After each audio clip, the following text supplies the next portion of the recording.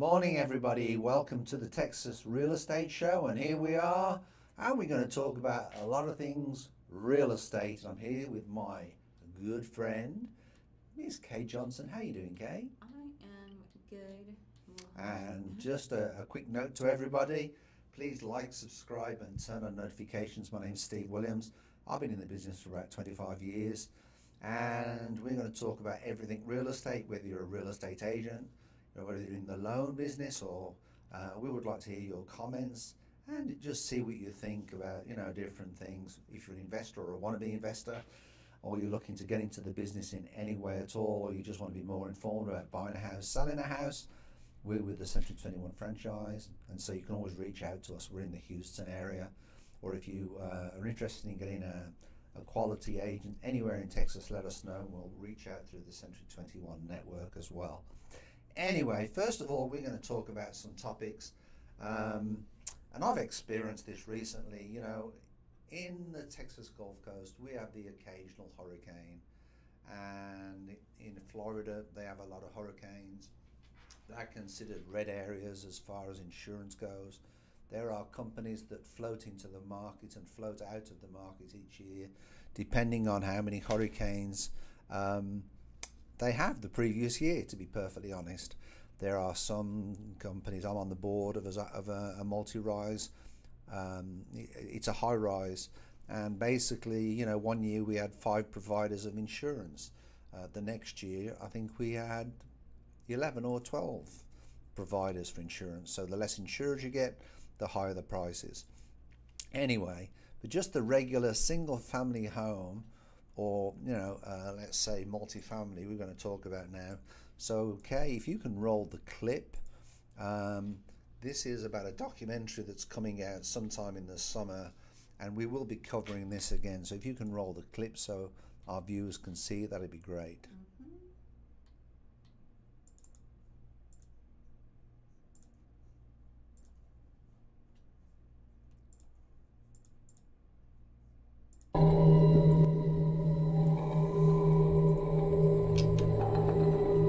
I personally lived in my car for 30 days with my, excuse me. A lot of people died because they stayed in their house and had no escape. It changes everything about the way you look at life, everything. I bought insurance. I thought I was protected, but no one knows what they truly buy. The big print giveth, the little print taketh away. They look at the big print, which is the number. My house is insured for $100,000. I want $100,000. Wait a minute. You didn't read the fine print here. Money talks in Tallahassee, but it talks in Washington too. I'm sure it talks in every other state capital in the United States as well. It has to, because common sense should prevail. And it doesn't. Most developers are in the business of making money, and they're just using construction as a venue or an avenue to make profit. So I think by allowing builders to build products to suit the purchaser rather than to suit the environment, I think it's a dangerous game, and people are trained to buy that, and they're not buying a good product.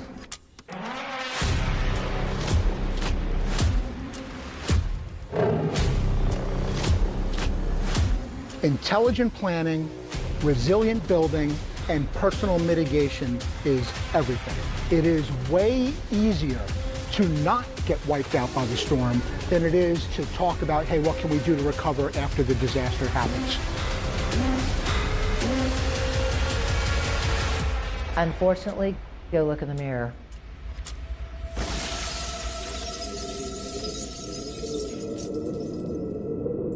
So this is a video that's going to be coming out sometime in the summer this year.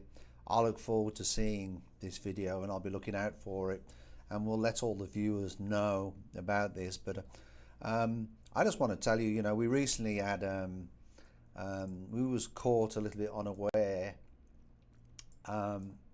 when Hurricane Beryl came up the coast, up the Gulf Coast. and originally it was going to hit Brownsville, but it didn't. It came to the right and it went up the coast, and hurricane, it basically affected Houston for maybe a day and a half. It was very high winds. It was winds up to 85, 95 mile an hour in some areas. That's the most it got to. But one of the things I just want to say to you is, you know, we live on a half-acre land. We've got 3 Old English sheepdogs, which I'm very proud of, and I love my dogs. And basically, all the fences fell down. So I work in the real estate business. I know some good contractors. The contractors quoted me. Some of the contractors quoted me as much as $17,000. Another contractor actually quoted me $22,000. Another contractor quoted me $16,000. Now, normally what happens is, in normal times, before any hurricanes, a linear foot of fencing will cost anything from $27 to $32 a linear foot. There was some contractors that was price gouging, and they was basically charging up to $65. Because we have relationships at Century 21 Olympian, we was just using the contractors that we had. There was one contractor that even for fencing supplies had to go all the way to Austin. So they went to Austin. They couldn't get supplies at Office Depot. So what we decided to do was we made a claim with the insurance. We made a claim with FEMA, which was basically for food that was lost in the fridge because we had no electric. Centerpoint Energy and Reliant Energy were a complete and utter disaster. Their electric was down. How long was the electric down for, Kay? I believe Yours was down less than ours. Yours was up. No, mine was more.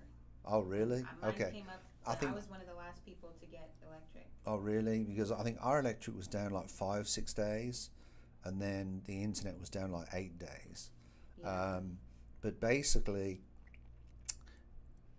so we've got a bill for say $16,000. We put a claim in, first of all to FEMA. They gave us the $750, which was basically for food that we'd lost and everything, you know.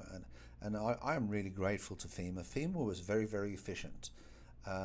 They came out and they made sure that the payment was to me who lived there. Mm-hmm. And I thought FEMA was very, very efficient at what they did. They was very polite. They was very courteous. They made the phone calls. And I was very grateful to FEMA. But my insurance company, who I've been with, by the way, for 22 years, I was actually disgusted with. We had a bill for $16,000. The assessor came out. He looked at the fence. He looked at all the fencing. Now, there's one thing I want to tell you about the fencing. We had the fencing replaced 4.5 years ago. Basically, what had happened was when they had the hurricane, the winds were so strong that the posts had snapped. The wooden posts had snapped, which had pulled the fencing off. We had a double layer fence, so we had 2 fences and the posts in between. So there was obviously more weight, if you want to, on the fence itself. We had them fences repaired about 4.5 years ago. We treat them about every 2 years, just to make sure that they're a little bit more water resistant and they go up to the weather. Anyway, the insurance company, which I really don't want to name who they are, we've been with them for over 20 years. They came, they valued the damage, and they said, yes, you've got about $16,000 worth of damage. And then the assessor turned around and said, well, you've got a $6,000 deductible, and then we're also going to take off depreciation for the life of the fence. So when I got the actual breakdown, and I'll be honest with you, when the assessor came, I just said, okay, because he didn't explain to me what the amount of the depreciation was. I thought, well, you know, maybe we'll, you know, we got $6,000, so hopefully we'll get, you know, $10,000. I ended up getting a check for $1,600. What? They took off the deductible, all right? They took off depreciation for 10 years. So I ended up doing what they call a supplement. and I sent them. I was lucky enough that the contractor had still got a copy of the previous invoice, and basically we sent it in, and we ended up getting a little bit more. We ended up getting like, I think it was like $4,000. But the truth of the matter is, it's like a $6,000 deductible. Now, what happens to our premiums next year? What do you think is going to happen? That is gonna You know, go up our so home much. insurance for the year for our house, all right, is basically, I think it's around $6,000 a year. I do think it's going to go up next year.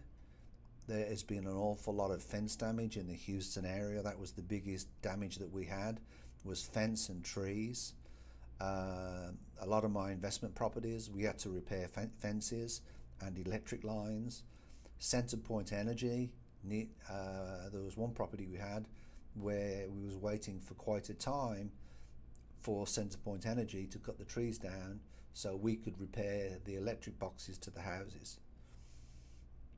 So it was very, very disappointing, and I really think something needs to be done with the insurance business, because yes, they're there to make money, but at the same time there's too much in the way of small print, and I think the small print is what ruins it. And we're going to show you something now, which is, go on. I think that the small print, and people also very often, if they're uninformed, they'll just go for the cheapest one. The cheapest one, and then every time, like, even think about when you work for a company, they always send the insurance people down to help you choose which insurance you should have. Like, I'm just saying, like healthcare and things like that. But they're just trying to tell you which one would be for your best interest, but it's really for their best interest. Well, at one time they would insure your roof. Now, if the roof's over 10 years old, a lot of insurance companies won't insure your roofs. What we do as one, a property management company, and two, the properties that I own, we will actually go and cut the trees down which overhang the roof, because if we have a hurricane and that tree goes through the roof, a lot of insurance companies won't cover it. That is ridiculous. And not having an insured roof in Houston is absurd. Well, in all fairness, I think it's been abused. There's been people that have had new roofs done for hail damage and such like. Are you with me? And I think they've abused it. And I think there's a lot of roofers that have done it actually. Are you with me?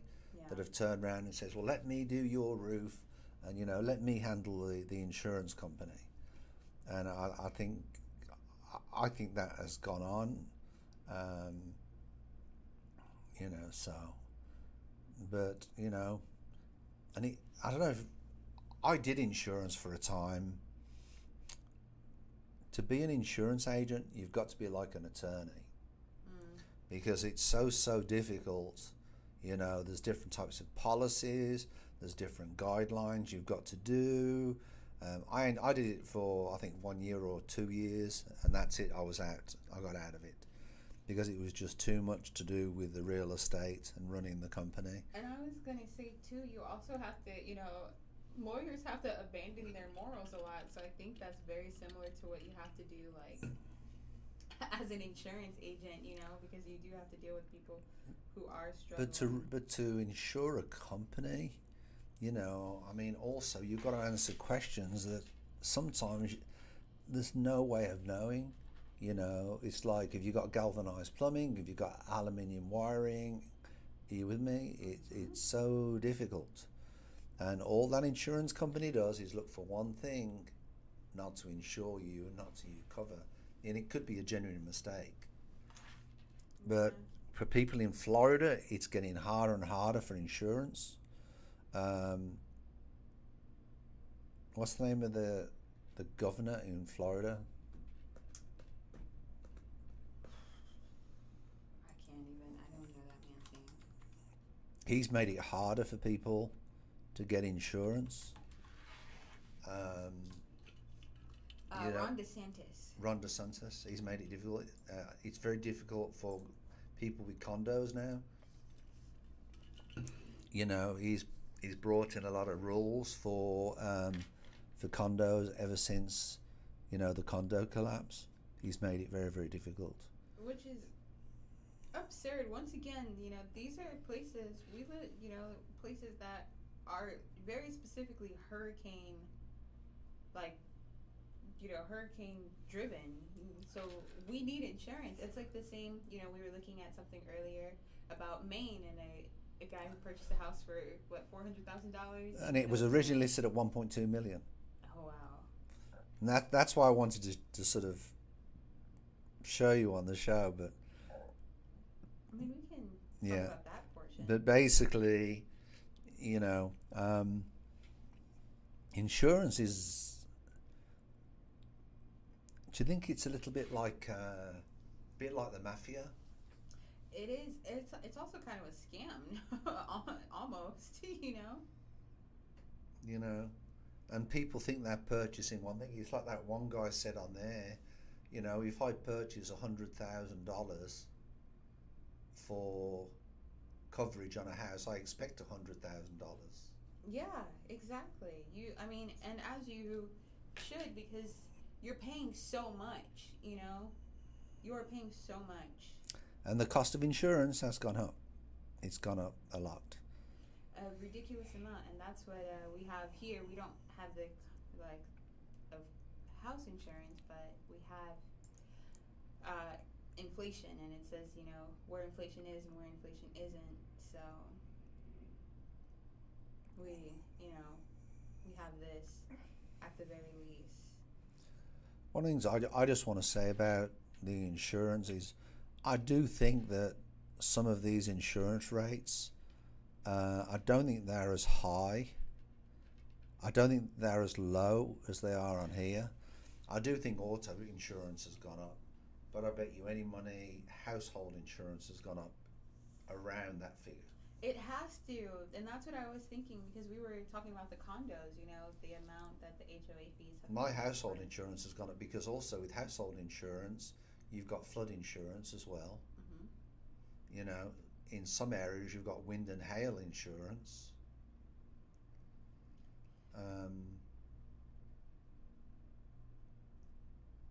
And I really think that household insurance is on par with that, even more. Yeah.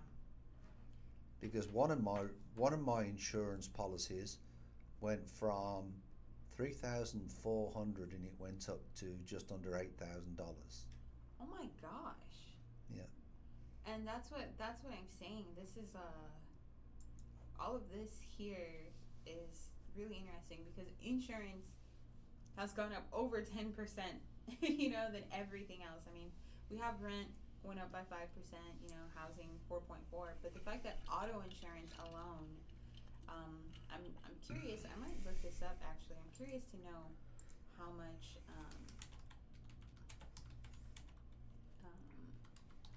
While we're talking about auto insurance, on my cars and I have a group for my family. I added uninsured motorists, and it was like my monthly bill went up like $225, $250. So, how many people are driving out of there uninsured? Yeah, that's because you know, $250 a month. Come on, that's like $3,000 a year on my insurance bill for everybody. I mean, you know, it's sort of my company cars and everything, but. So I have this figure, and it says home insurance premiums are expected to increase in 2024, with the average cost rising to $2,728 per year. This is, of course, average. The increase varies by location, with some states being seen as much higher than others. Louisiana is a projected increase of 23%. Maine 19, Michigan 14. So you can see Utah is 13, Montana is 12%. You know. So the average increase is going to be how much? 2,728. Just the increase? I believe so. Dollars. Let's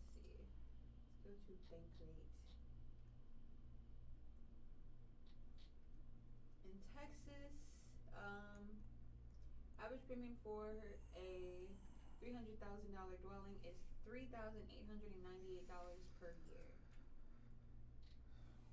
Well, in our area, that depends if it's above I-10 or below I-10. Yeah. Yeah, I know. Beltway 8, I think it is, because of wind and hail. And we also have, places like San Antonio. We have a lot of, smaller. Yeah, in the Houston area, I believe if it's below Beltway 8, then there's wind and hail insurance, which is an additional insurance which you have to take. Yeah, and it says this is just for home ownership, no wind and hail. And then it has gone up $1,628 on average. On average. So that is and that's the part that makes it, but that's the part as well that makes it difficult for investors, you understand, not to increase their rents. It is making the investors squeezed. At one time I was saying to Kay, we had a surge of people that was coming from California to buy their homes in Houston, basically because of the rent is controlled in California. And it's an interesting way. I'll get Kay to, on another occasion, explain to her how the rent control in California works. And a lot of California investors were putting their money, they was refinancing at the low rates, bringing their money to Houston, buying houses and renting them out. A lot of them, unfortunately, was renting them out, and they wasn't getting property management companies or a good property management company to rent them out, and they ended up losing money because of the way they was treated, or they had to evict tenants or whatever. We've just had an experience where one of them had a tenant, was trying to manage it from California, and the tenants hadn't paid for 8 months. They didn't do a screening, they didn't do nothing. So just let them live there, Oh yeah, I'll pay this amount of money, okay. And he was a real nice guy, the guy in California, he was too nice. But basically, that's what they decided to do, was to buy these houses, and that in effect was taking out housing for first-time home buyers. Plus you've got them, what I think is an even bigger problem is these corporations buying homes in bulk. So there's less supply, which is driving up the price. Exactly.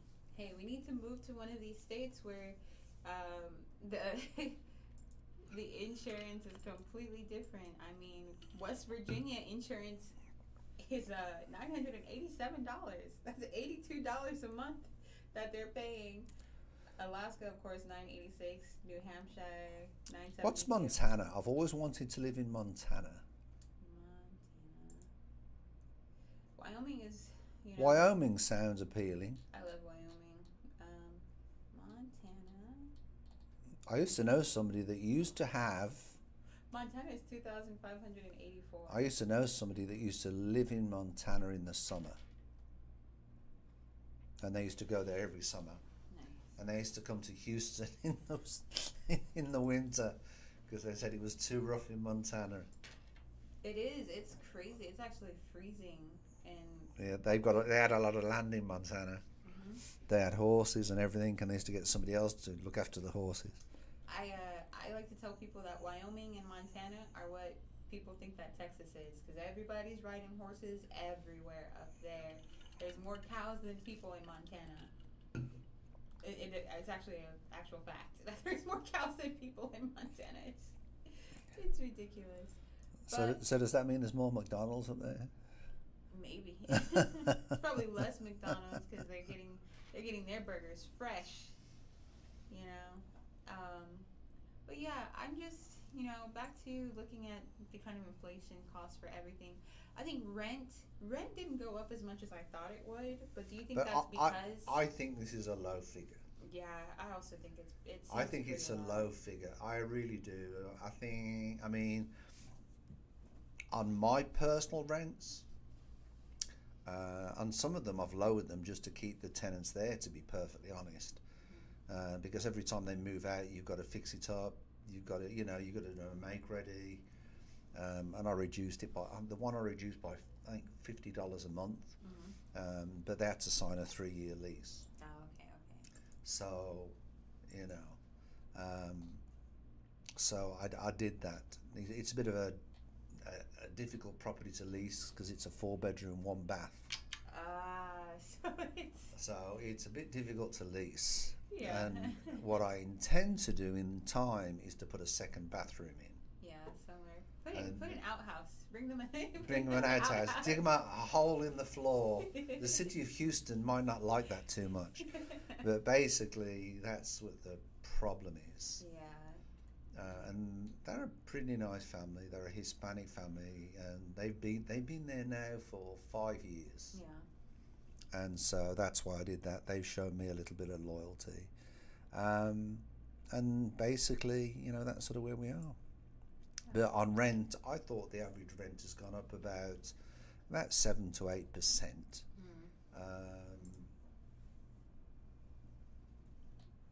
But if you increase the rent between 3 and 5% per year,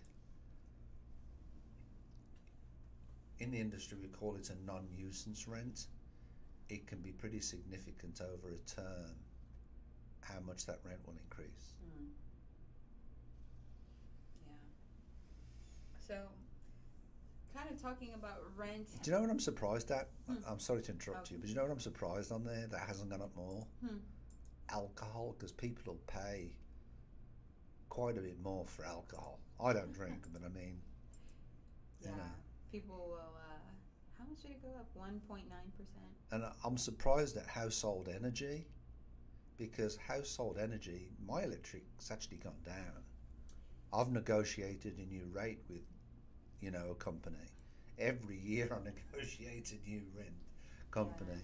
I think it probably is going down though too, because summer is ending, and because, you know, they raise our... I negotiate my electric every year in October. Oh, that's right. Because it's coming down, and they want the business. Ah, yeah, that makes sense.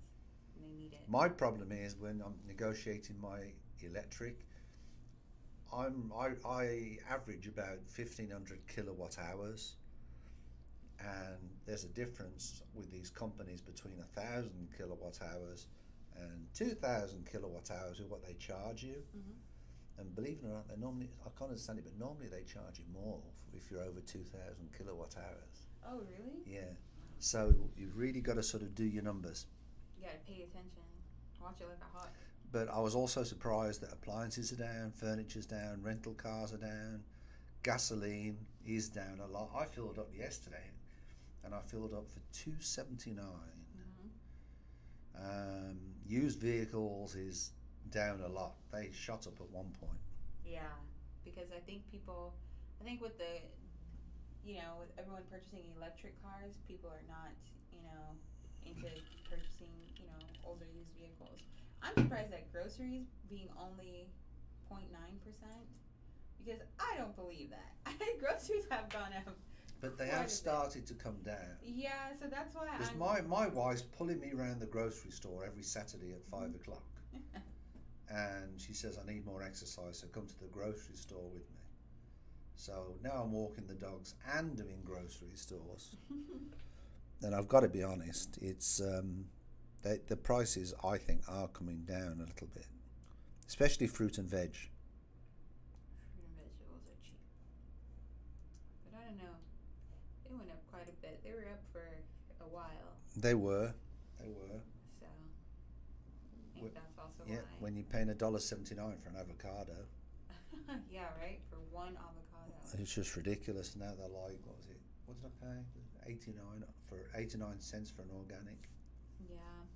They said that owning a car has generally become pricier. Motor vehicle maintenance and repair costs increased 4.1 year over year. Meanwhile, parking fees and tolls were nearly 5% higher than in August 2023. I agree with that, because I totally disagree with all these toll roads that they're building.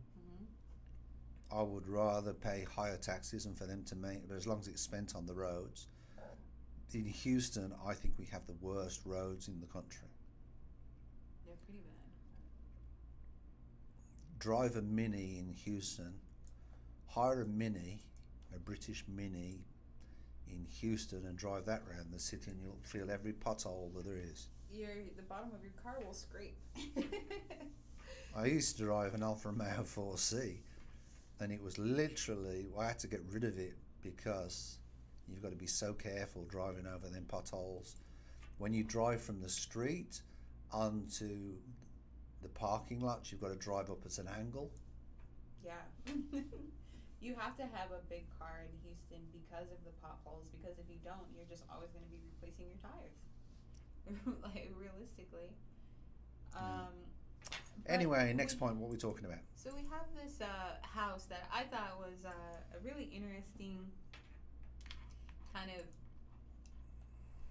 restoration, I guess we'll say, because they it was a nice DIY change. So I believe they're going to rent this out. So I just wanted us to kind of see the before and after of everything for the housing, and I just kind of wanted your thoughts. My name's Andrew, and a few years ago I bought the ugliest house in my neighborhood, both inside and out. In this video, I'm going to show you how by pouring a ton of sweat equity into these 4 categories of projects, I was able to completely transform the curb appeal of this house. Let's get this party started with the cosmetic upgrades. To kick off this curb appeal transformation, I started by power washing the entire house from top to bottom. And as I was washing this asbestos siding, I noticed a few of the tiles were cracked, so I removed those and I replaced them with some fiber cement siding that you can buy from Home Depot.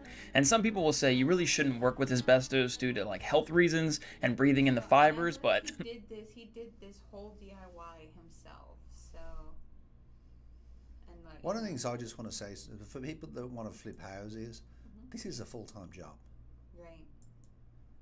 You know,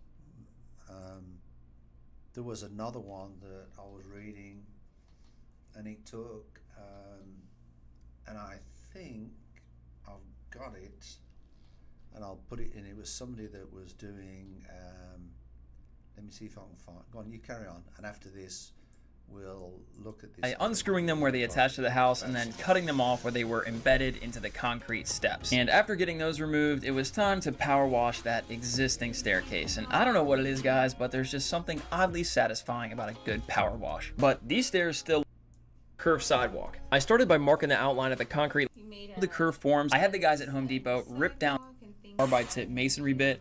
And although I love the look of wire railings, installing them is kind of a pain in.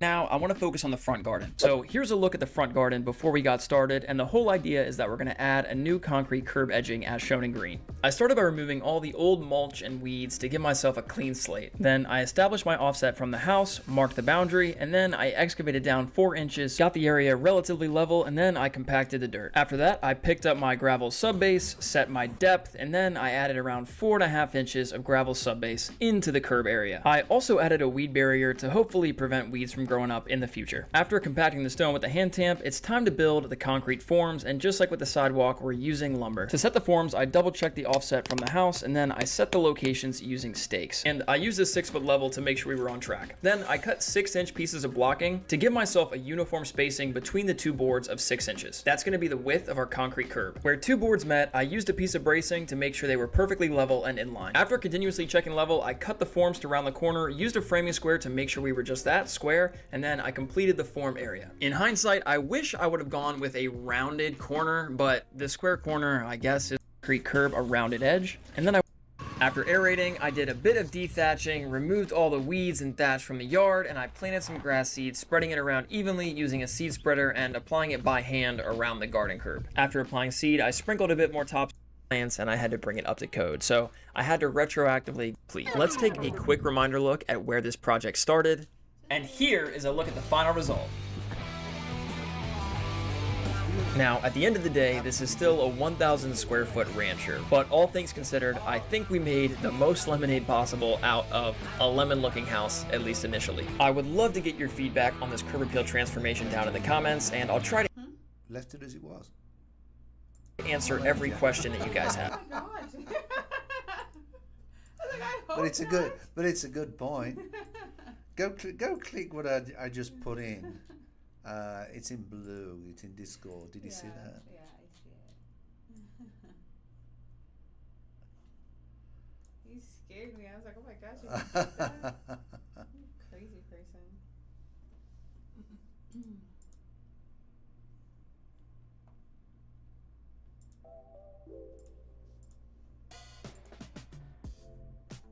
So this is what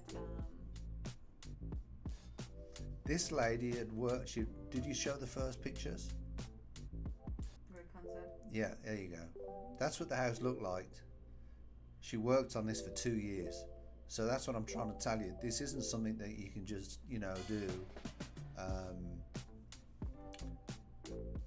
And I think this may be in Japan, to be perfectly honest.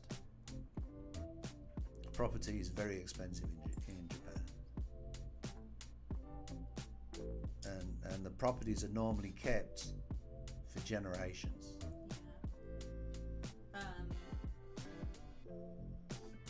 This is like what we were talking about last week when we were talking about, what is that man's name, the real estate investor? Grant Cardone. Yes, Grant Cardone. He was saying, oh yeah, all you need is $300 a month as a teenager and you can get a house. And we were looking at the houses that would be viable just for fun. It's still not something that it makes sense. It didn't make sense, but we were looking at something that would be viable, and all of them had just trash everywhere. And so even if you tell a teenager to do this, imagine a teenager cleaning up what she just cleaned up, Right. She's just And where do you put the trash? right. Where do you take it? A lot of places won't let you take it. Yeah, you literally have to purchase a dumpster to be able to. That's what a lot of people do. So she put her own brick too, or her own cobblestone, which is nice.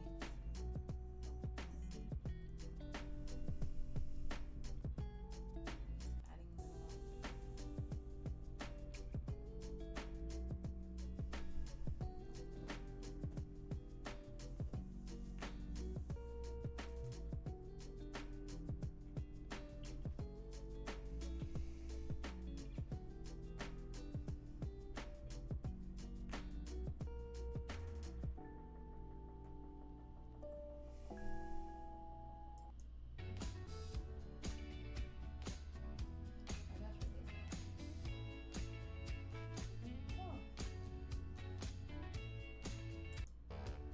You also have to be able to get through dirt and grime and things like that, and I always find it hard when things are just too dirty. We manage that property I told you about where they hadn't paid for 8 months. Mm-hmm. Yeah, we managed to do the eviction. We got into the property, we did everything, and we went into the property with the deputy, and there was all maggots coming out of the refrigerator.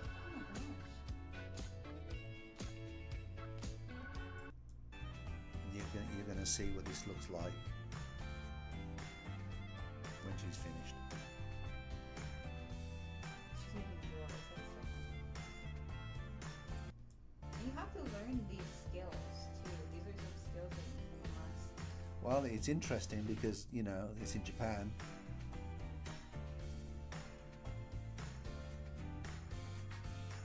It took her 2 years to do this. All right.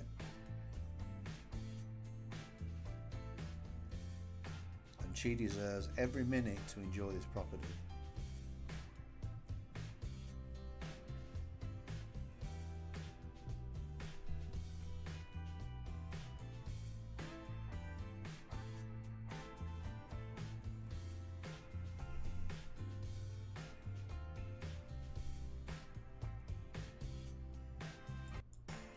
I think the guy that did the first house, he called it sweat equity. He's like, I put a lot of sweat But equity. it is though. I mean,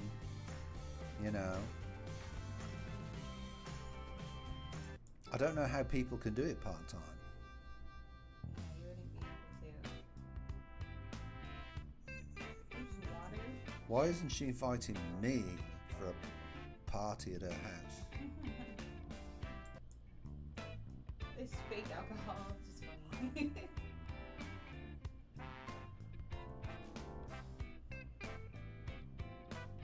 Is that beautiful? This is the outside.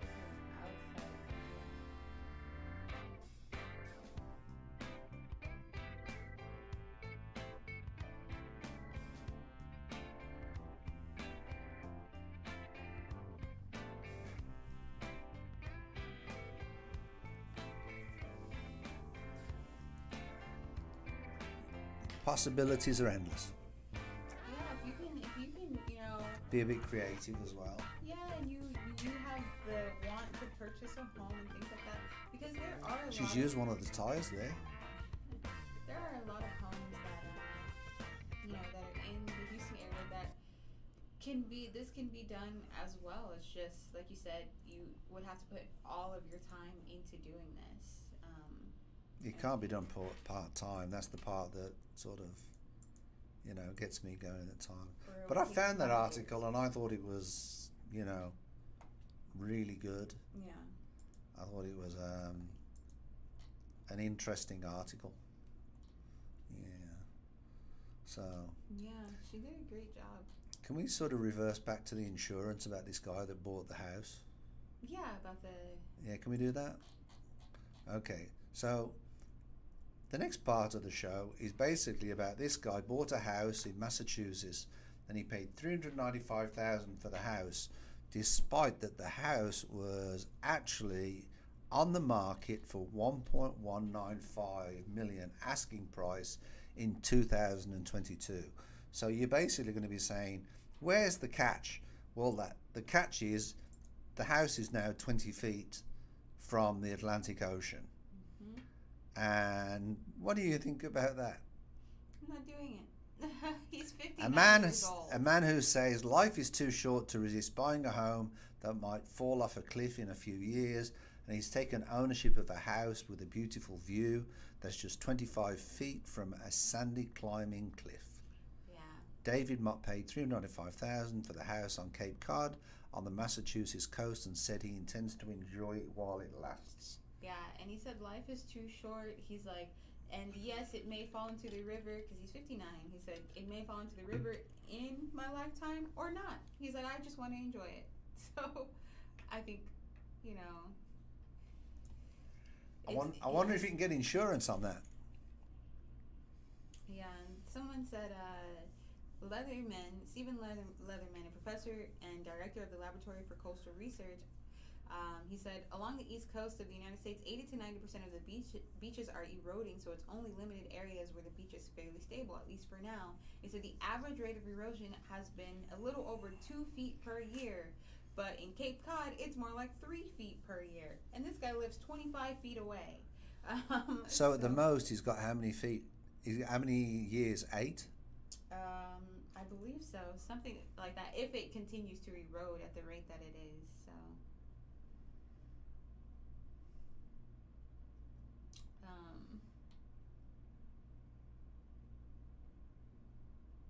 And they said you buy a house in the summer because it's where people go to the beach, and at that time of year the beach is nice and wide. In the winter the beach actually narrows if there are winter storms, and that's when a lot of houses get in trouble. So they said it looks good right now, but wait until the beach narrows up and the waves start hitting the edge just below the house. So, you know, I don't think that maybe he's got something wrong with him. Maybe he found out he has a terminal illness as well, and he's just like, I only have a certain amount of time to live. He might know something we don't know. And then he said that it's a wonderful dream for him that's come true, and he's like, I want to be able to share it, so he's happy.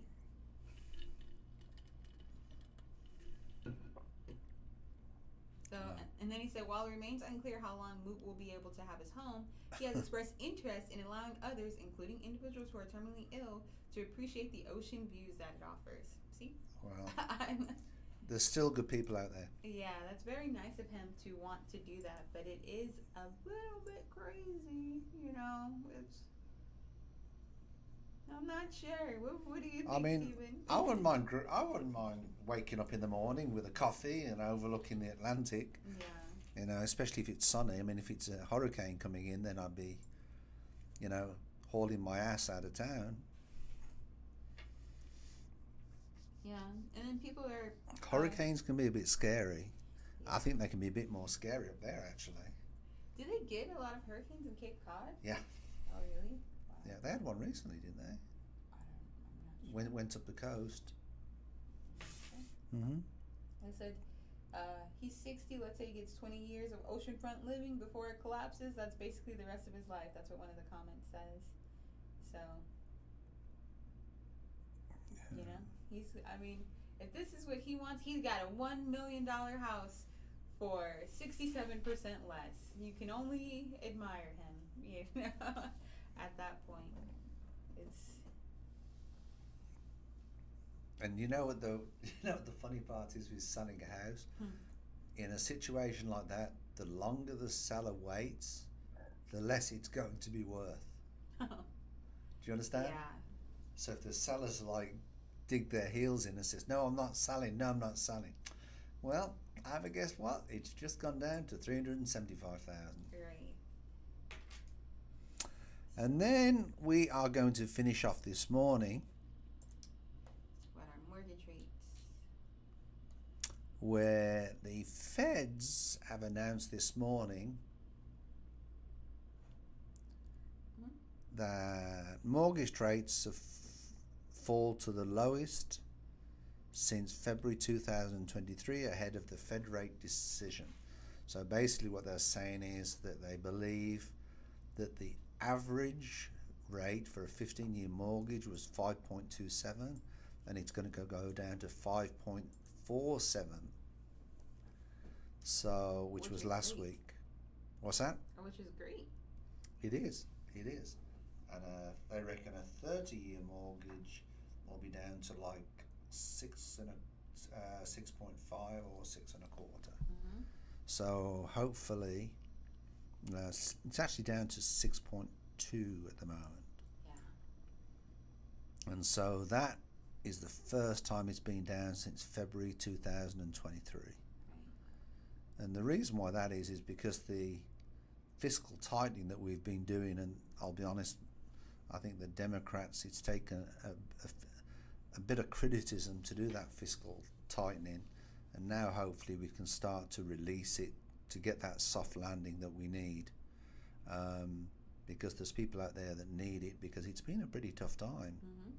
You know, it ain't been easy, but it's something that we've needed to do. In England, I'll never forget, they did fiscal tightening for 20 years, and it was a very, very difficult thing to do, you know, for the working class family.